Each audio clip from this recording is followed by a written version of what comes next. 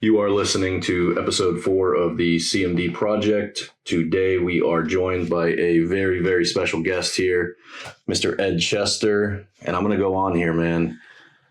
Played defensive tackle for the Florida Gators, wore number 94. In the 1996 season, you led the Gators defense in tackles and sacks, correct? Big plays, yep, together, big plays. You were in 2 national championship games. Yeah. You lost one to Nebraska, and then you won one in 1996. Yeah. You were named AP All-American to their team twice, and then three-time SEC team. Is that correct? Yeah. It's pretty prestigious, man. Yeah. Yeah. So tell me about that. Tell me about the college career, man. This is something we've never really spoken on in depth. It was amazing. I mean, I was there at a great time. We had a phenomenal team. My recruiting class was amazing.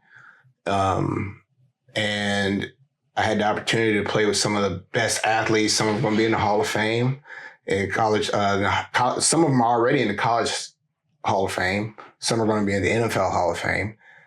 And, I was lucky enough to play with those guys and have a phenomenal time. Nice. Let's go. Let's take it back though, man. That day you get the call from the Gators. You're in high school. Walk me through that to the first season, man. Your first season was what, 1995? Yeah, class 94, played in 95 the first year playing. All right, so you get that call from the Gators. How does that go? Coming from someone, and this, please don't hate me for this, people out there, and you. I grew up a Florida State fan. Yeah. That ended. I didn't know that. Yeah, I grew up a Florida State fan. Okay. They called me one time the first day of recruiting and then never contacted me again. So I knew about Steve Spurrier from his playing days in the USFL, but I didn't know much about Florida. Emmitt Smith is about it. So when they called me, then I started getting into them. And then I got really excited about going there because I knew they were a good school. Yeah. But like I said, I was a Florida State fan. And but that changed. And then get up there, freshman year is a eye-opening experience, humbling. You go from kind of the top of the food chain to the bottom. And you have to learn how to take criticism. That is very tough love criticism, but there was love. And some serious hard work and questioning whether you wanted to be there anymore or not, to playing in the first year and getting to get to the big dance. So being in the big dance, your very first year. Yeah. How was that? Was that just a breathtaking moment? So like you couldn't believe it? Yeah, it was definitely, I can't believe this is happening moment. At the same time, we knew how good we were and that we could, bring home Florida's first national championship.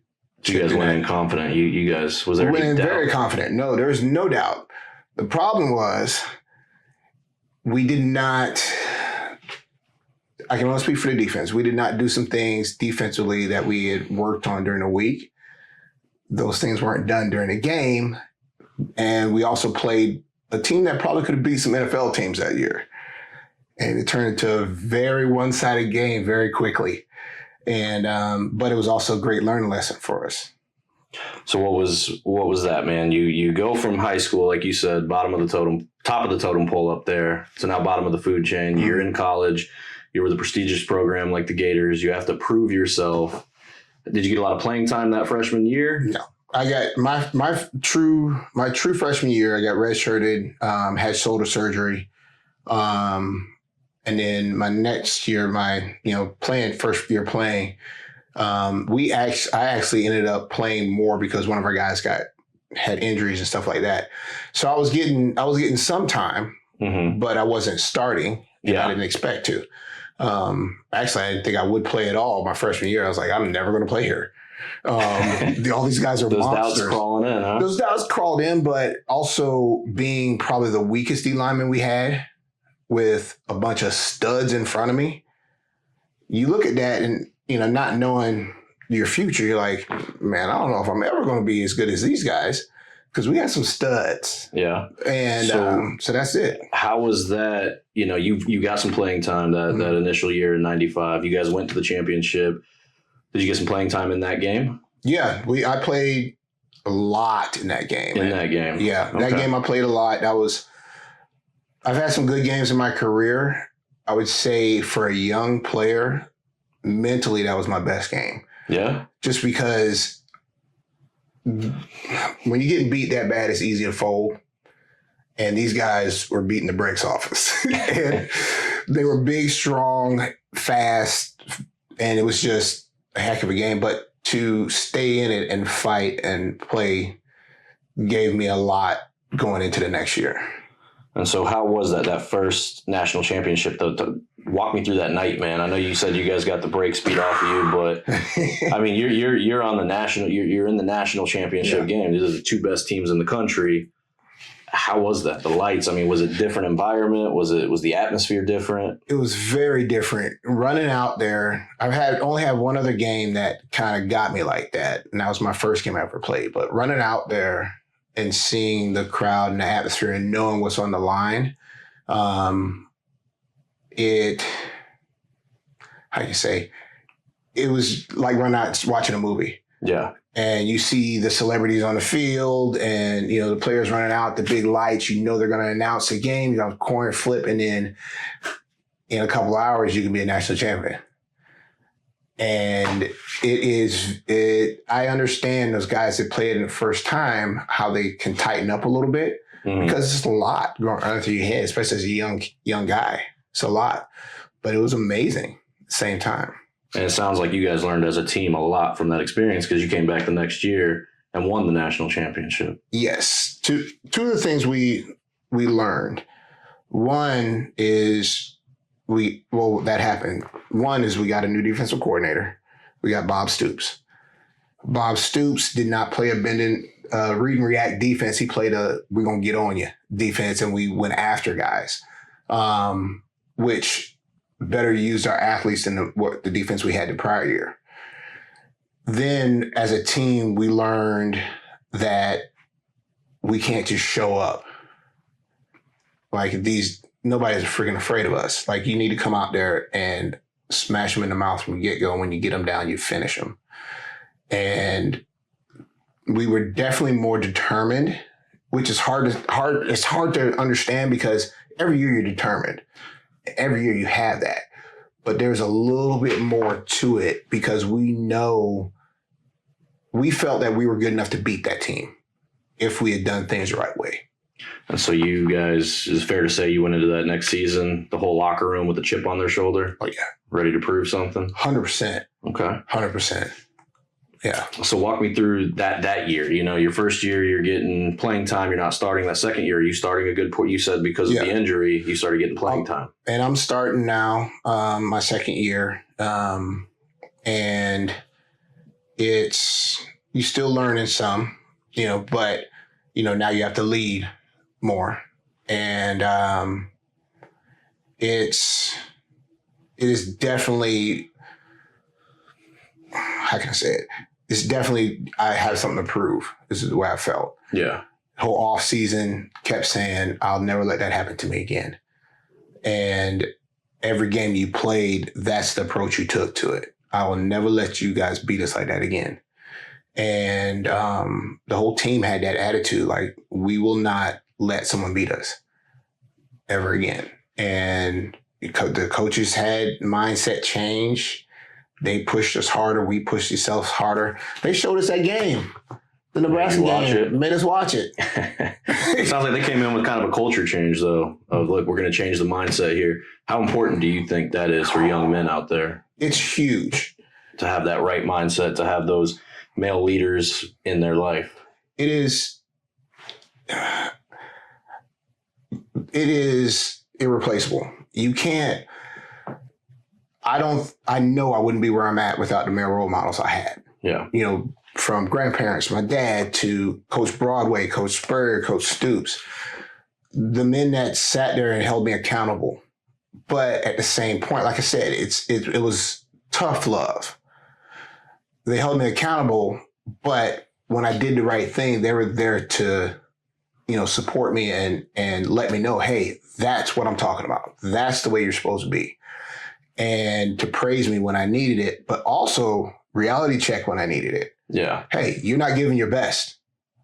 Coach told me one time, he said, Coach Broadway yelled at me during the game.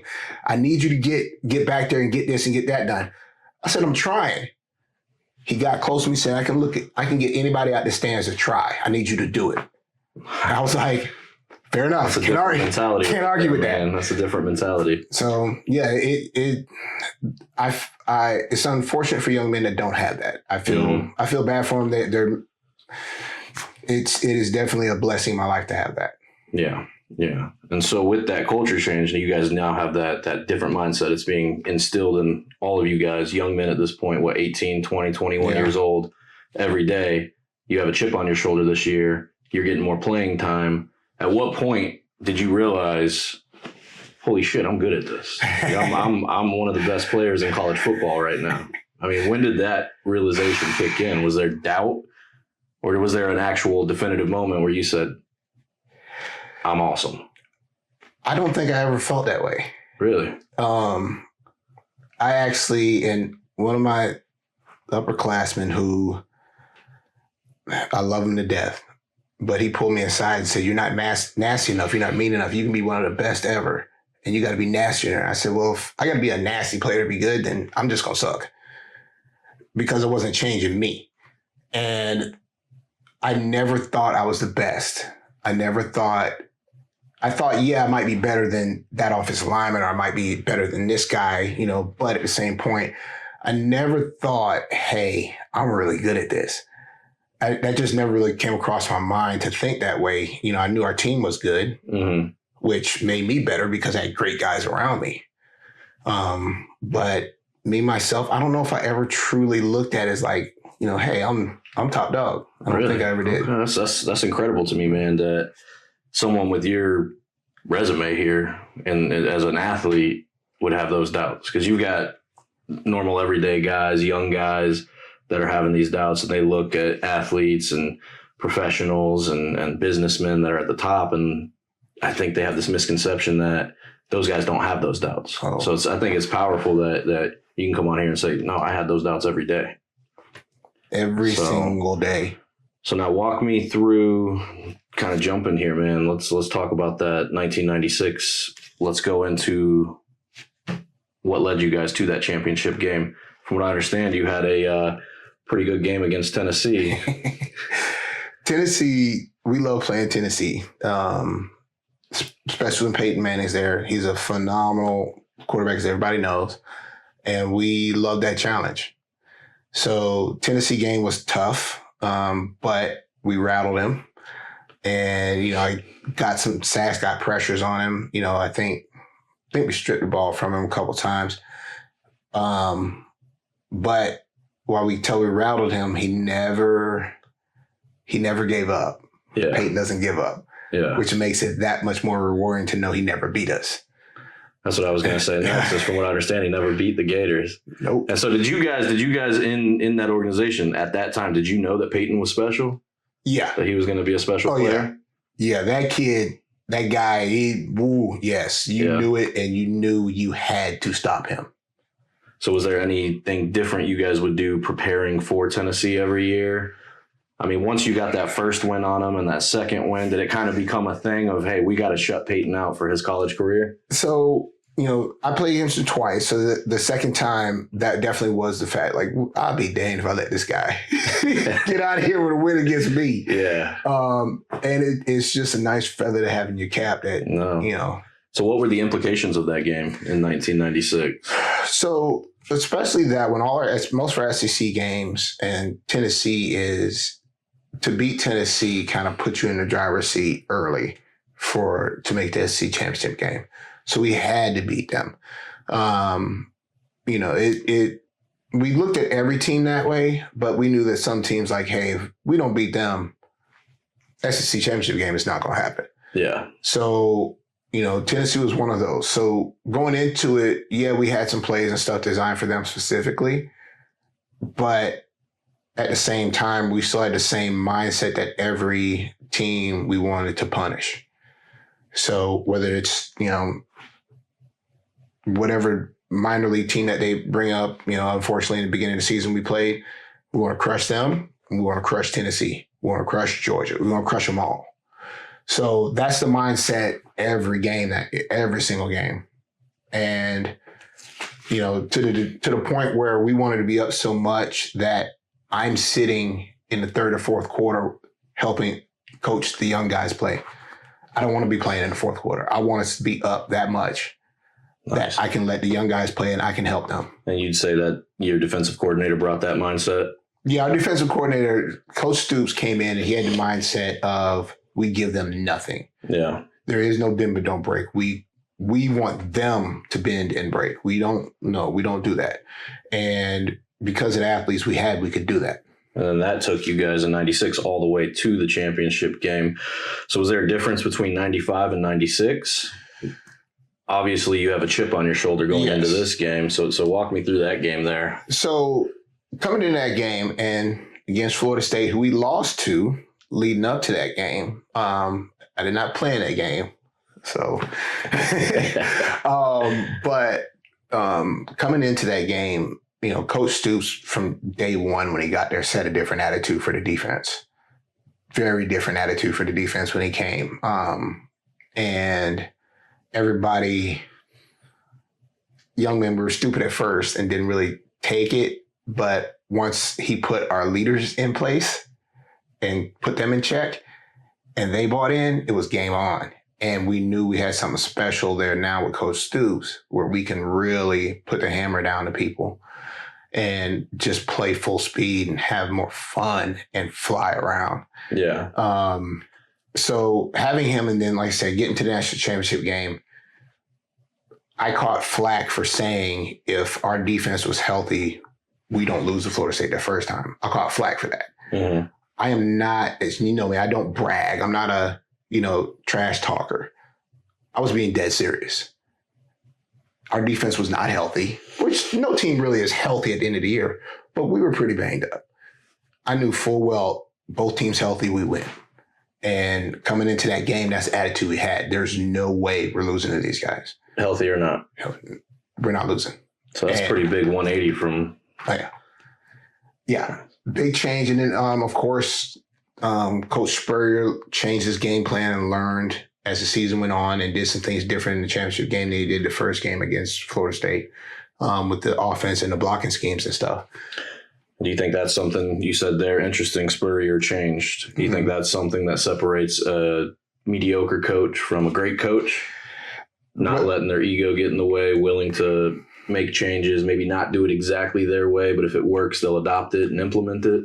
So you look throughout history, whether it be coaches, generals, CEOs, it's the ones that are willing to sit back and evaluate themselves and be like, hey, that was dumb. Yeah. Or this is working for them. We can do this and this, adapt it to what they're doing. Those are the great ones. Yes, you have the things you do and you do well and you stick to them. But if you're not willing to humble yourself to a degree, because some people are more humble than others, humble yourself to a degree and look at that. Hey, I need to change this. I can do better at this. There's another better way. And to do it, you're gonna be toast as life goes along, because especially in coaching, those other coaches are learning from how you beat them. And you're not gonna be able to do the same freaking thing over and over again. You're gonna have to adapt in some way, shape, or form. I think that applies not even just to the game of football, though. That kind of applies to life. 100%. And you said something else interesting there, because me being a small business owner, something I struggle with, I feel I'm a pretty decent leader, but it's something I've struggled with over time. And you said something with the coach. He would put a few select people and delegate, and he'd get those 2-3 people to buy in, and then everybody buys in. Yes. You think that's a good strategy for maybe business? So in a culture, when you're trying to build a culture, if you don't have people that other people look up to Mm-hmm. and can learn from, it's hard to build that culture. Especially as a small business owner and you grow into a big business, you can't be in front of each person. So if you don't have key people that you trust and that buy into what you're doing to help you, it makes life really, really hard, if not impossible, to do that. You've got to have the right people in place who are doing things the right way and setting that right example, and then are willing to teach the other people how to do the things that you taught them to do and teach them the right way. For sure, man. For sure. And you think that culture is what got you guys that national championship? Definitely. Definitely. Having that change, like I said, especially on defense, having that culture change on defense, on how we approach things, tremendous difference. So how did it feel winning? You know, because you guys lost to Nebraska. Yeah. I mean, did you lose sleep over that? Oh, yeah. And so what were the feelings in comparison that next year? So, you know, the final whistle blows, national champion Gators.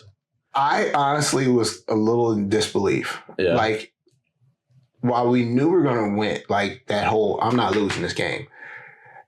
When it actually happens, you're like, it's a relief. It's, you know, a whole season pent up stress, losing sleep, pain. Heck, I broke my foot in that game. You just kept playing? Well, I played one more play. I felt his snap, and I was like, this is not good. I ran off. My replacement went in. He had some kind of issue. He came off. I went in for one more play. I'm like, nope, I'm done. And then so you had to, what quarter was that? That was toward the end of the third. End of the third? Yeah. So you had to sit that fourth quarter out, hoping that your replacement could keep it up? Yeah. And I bet that 15 minutes felt like an eternity. Dude, it was a little stressful. It was a little stressful, but you know, at the same point, you know, it was the main one backing me up was Mike Moten, and Keith Council also played behind Reggie McGrew. Those two guys stepped it up. I think both of them may have ended up going to the league after that too. But you know, it was tough to watch. But yeah, I knew I would be a detriment to the team if I was in there. Yeah. Yeah. Understood, man. So let me ask you, what's the first phone call you made after you're national champion? Who do you call first? I called my parents. Called your mom and dad? 100%. Yeah, I got to call my parents. Sounds like you're pretty close with them. Yeah, we have a crazy close family. Nice. You know, be up there with them as much as I possibly can. You know, we get along great. We have a lot of fun. So yeah, mom and dad got called. You know, I was calling cell phones, so they were there at the game. But then after that, I don't think I called anybody that night. I didn't even go out. Nobody mattered but mom and dad. Oh yeah. Yeah, nobody mattered. So let me ask you on that, man. What you know, for parents out there, what did your mom and dad do to foster that sort of relationship all the way into adulthood? So my dad was very much, my mom and dad very much always made sure they're there for us, no matter what. But we were held accountable to everything. So if I screwed up, you know, I knew damn well I wasn't getting away from it. Like, mom was whooping that behind. She was going to get me. Dad, I never pushed him that far. You know, whenever he came home, we were angels for some reason. Had the dad voice. He had the dad voice. He was cool. Like I don't think he ever spanked me, but he like definitely like, Ed, stop. There was a level of respect there. 100%. Ed, stop. Yes, sir. Just instant. Right. But to this day, you know, I always say my dad's my best friend. But he was my father first. Yes. And was straightforward with me. You know, didn't BS, didn't say one thing and did another, but also taught me to respect everybody and how to be a good caring father. You know, I knew I wanted kids when I was in high school. Like I wanted to be like my father. And then my mother, you know, loved me to death. My mom, you know, she's the wild or crazy one out of the two of them, but had a lot of fun. But at the same time, she taught respect. Yeah. And didn't play any games. You better respect us. You better respect others. And then but they'll tell us quick, how proud they are of us. So that disciplinary mixed with that love. You got to have both. If you have too much love, you have a kid that doesn't know boundaries. Mm-hmm. And those kids end up in jail or in the cemetery early. If you give too much discipline and not the love, same thing happens. You have a kid that's angry, that doesn't know love. They're going to rebel. They're going to go seek love from the wrong people. Yeah. So, having both is not foolproof, obviously, but if you have one and not the other either way, it's not good. It's not going to turn out good. Yeah. Do you try to take that parenting method into how you raise your kids? 100%. Yeah. My kids know, both my kids know I will hold them accountable and I don't play. But at the same point, for example, my kids are, they just had their birthdays. They're 14 and 16. My son told his buddy the other day, came to the door. He's like, no, I can't come out. I'm playing video games with my dad. I want to play with my dad. So you got a teenager that's telling his buddy, no, I can't come out because I want to hang with my dad. That's awesome, dude. My daughter, same way. I go to pick her up at high school. She's in high school. Go to pick her up. She's like, Dad, come here. I want you to meet my friends. So I think a lot of parents want that. Exactly. They want that relationship. I'm lucky. I am so lucky. My wife and I have fostered that in our kids and that we have that. Mm-hmm. And I understand I'm extremely lucky. But that's the way I was with my parents too. There was no, oh my gosh, my parents. Now they would purposely embarrass me and then I would say that. But outside of that, like there was never an embarrassment factor with my parents. And my kids so far don't have that with us either. Nice. So let's take it back to football though, man, a little bit. What, you guys won the championship. You called your mom and dad. Yeah. They're the ones that matter. That next year, your junior year, did you guys go into that season with less of a chip, with kind of a hangover? How did that play out? I don't know if you can say hangover or not. The teams change. Those teams that win, like Nebraska, like Alabama, that win 2 and 3, that is so hard. So going into it, we knew, it's tough. We're going to have a tough run. We do every time we're in the SEC. Nothing's easy. We beat each other up. And we didn't hit all our goals. We didn't win the national, which is hitting all your goals. We still had by any stretch of imagination, had a great season. But for us, it wasn't, as good as we wanted. Yeah. So it was still a tough, good season. Just didn't end the way we wanted it to. And then from what I understand is you kind of changed the game because you took out a life injury insurance policy on yourself kind of when it was, I guess, taboo or unheard of, not really something that was in play. Now every player has an insurance policy. So I didn't know anything about it. I didn't know. So who talked you into it? Who brought it to you, presented it? I mean, how did that play out? Because I know you came back, and that's another question I wanted to ask you about the insurance. But then after that junior year, you could have declared for that 98 draft. You decided to come back to Florida and play your senior year. Those two decisions, how did those kind of intertwine with each other? So coming back to play was two things. One is I really enjoyed college football. And like I told you before, I never thought I was the man. My mom and dad made sure I stayed really humble. Like almost embarrassingly, they made me stay humble. But I did not feel I was ready for the league. And I wanted to come back and play college more. Yeah. I enjoyed it. I enjoyed my teammates. I love Canesville. So why not? I was lucky enough my parents didn't need the money. By no means were they rich, but they didn't need the money, so I didn't have to leave. And being from a family of educators, teachers, and professors, there was no getting out of there without a degree. That was not an option. Yeah. That was made very clear, especially by my grandmother. That is not an option. You will get that degree. So that played in me coming back.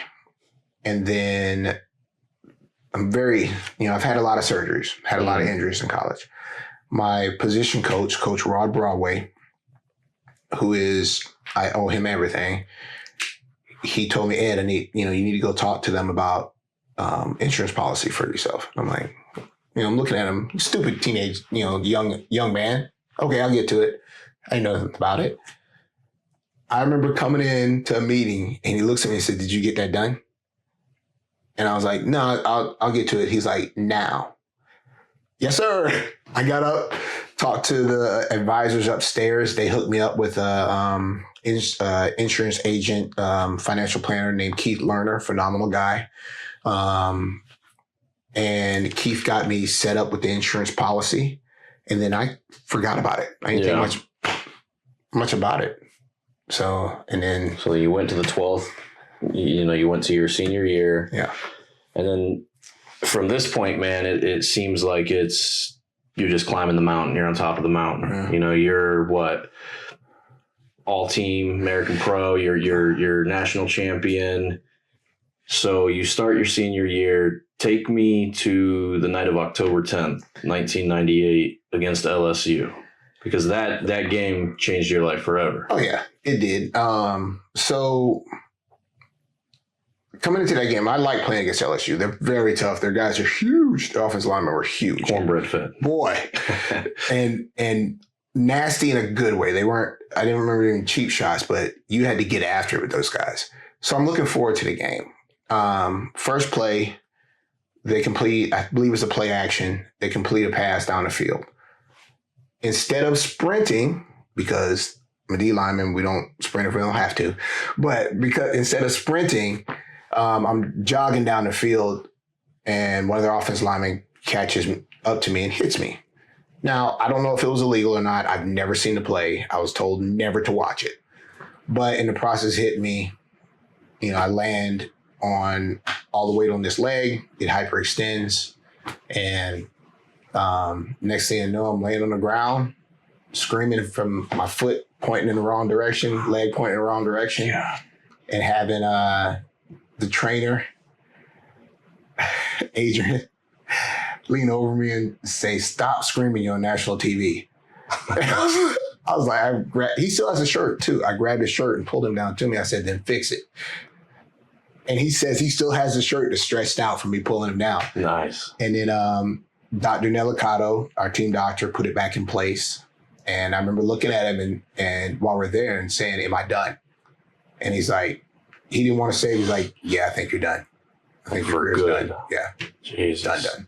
Man, the fact that you can look back on that and tell that story while laughing and smiling, though, I think that says a lot about you. So what was that like, those days following that, realizing, hey, because from what I understand, you were pretty much a lock for first round pick. I would say, I don't know, because crazy things happen in the draft. I've probably been late first, early second. Yeah. But you never know.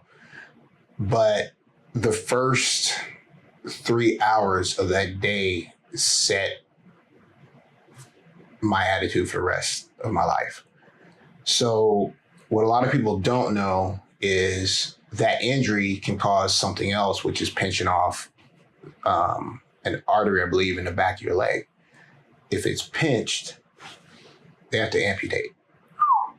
So I believe below the knee, they have to amputate because that's going to die off. So I'm pretty, obviously, not happy. My parents are there. They were at the game.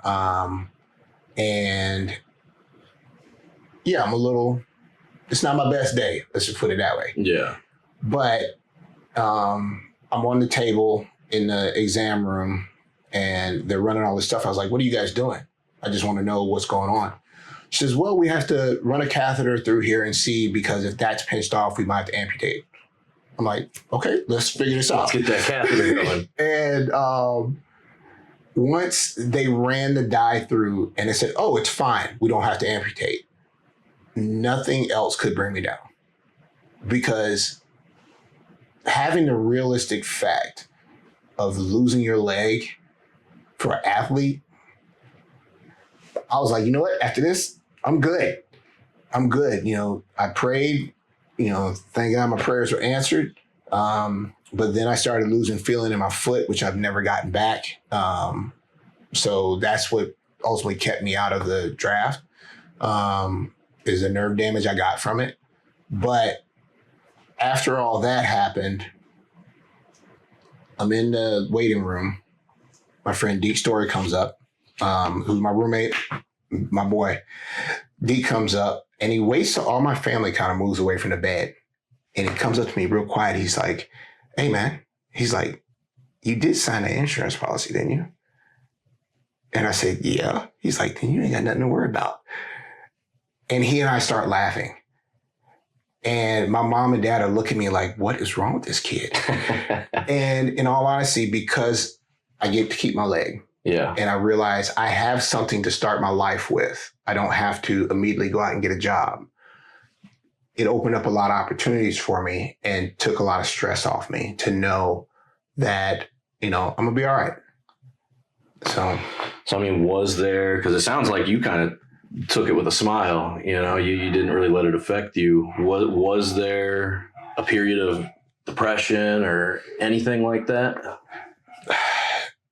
A little bit throughout, the recovery period. Of just being cooped up in the house. Being cooped up to a degree, knowing,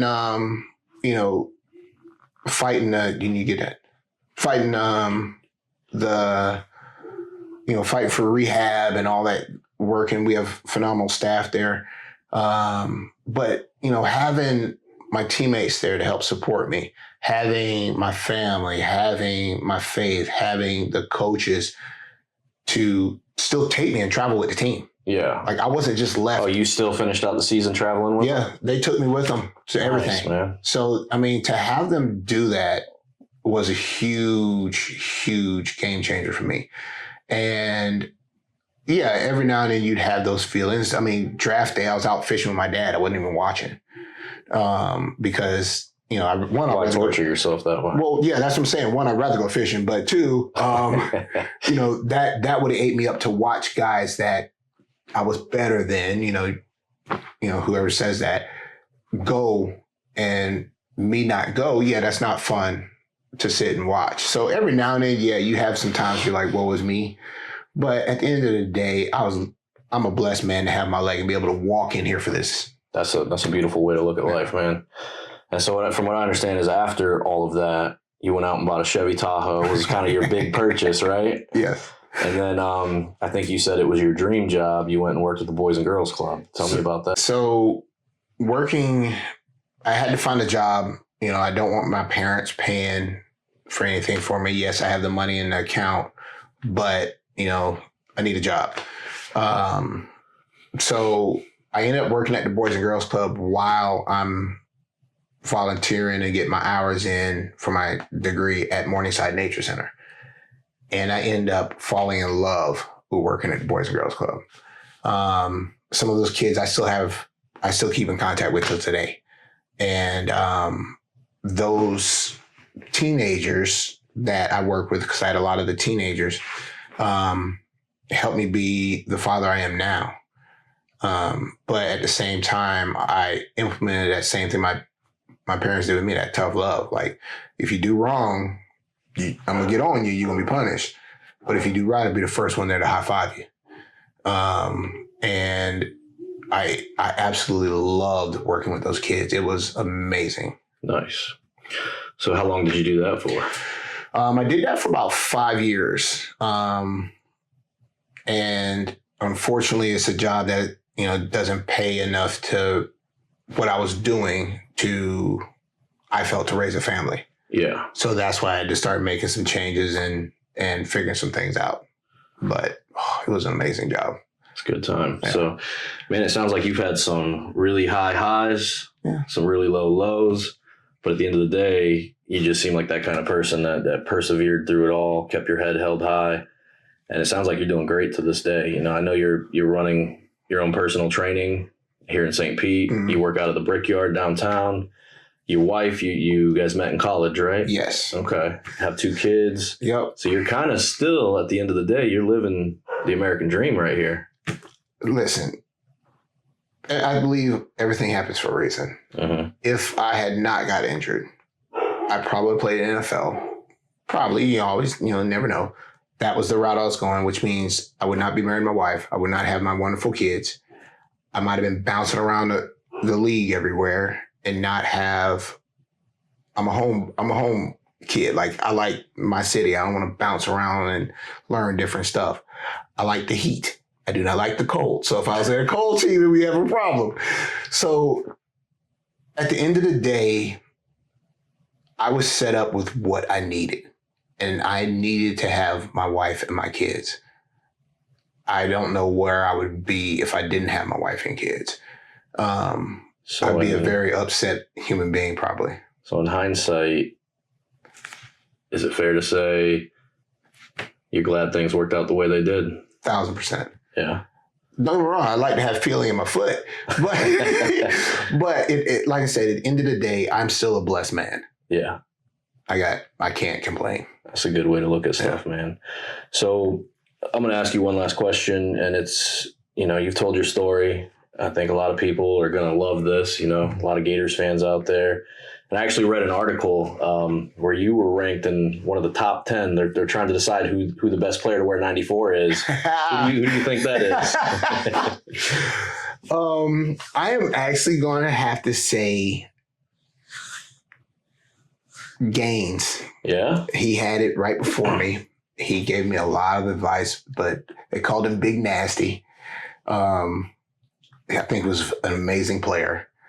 And if I had to vote, I'd give him my vote. Nice. Yeah, he'd get mine. So what would you say, because as I've said, you've had high highs, you've had low lows, you've worked with the children, with the Boys and Girls Club. What do you say to those kids out there? Maybe they're 18, 19, 20 years old. They're listening to this. They're in a tough spot. They're at what they feel is their lowest point. How do you crawl out of that? What's your advice? Because you've actually done that, and you've done it really well. So one is try to surround yourself with people that are going to bring you up. Not tell you what you want to hear, but people that are going to bring you up, uplift you and help you grow and get better. We both had people like that in our lives. You got to seek them out. Get around those people. Also, keep in mind that the old saying, this too shall pass. It will pass. Yes, it's dark. Yes, it's hard to see the light at the end of the tunnel, but there is a light if you seek it. So seek that light. Look at the good. Don't focus on the bad. I know that's easy to say, but that's what you have to do. And then fight and claw and get your way out of it. But you have to find a good support system. You can't do it by yourself. Don't turn to drugs. Don't turn to alcohol. Those two things will always make it worse. They will never help your situation because once the high wears off or you become sober, that problem is still there. You just didn't deal with it, and it's probably worse.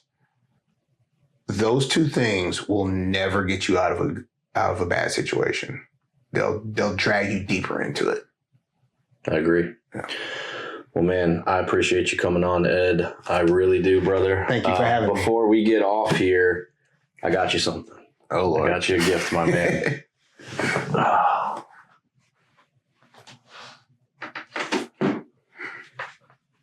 I'm so nervous now. So I found this sitting on eBay, and I feel like it doesn't belong to eBay. This belongs to Ed Chester.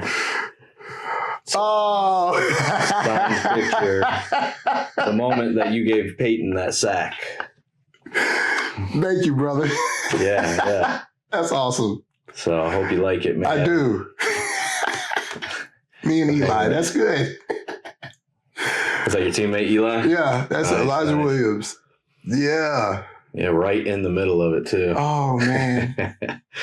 Yes, I'm going to have to send that picture to him. Be like, hey, man, look what I got. That's Hang awesome. that up on the wall, man. Thank you, sir. Absolutely. Well, thank you, Ed, man. I love your story, brother. Thank you very much. Thanks for having me on, man. Absolutely.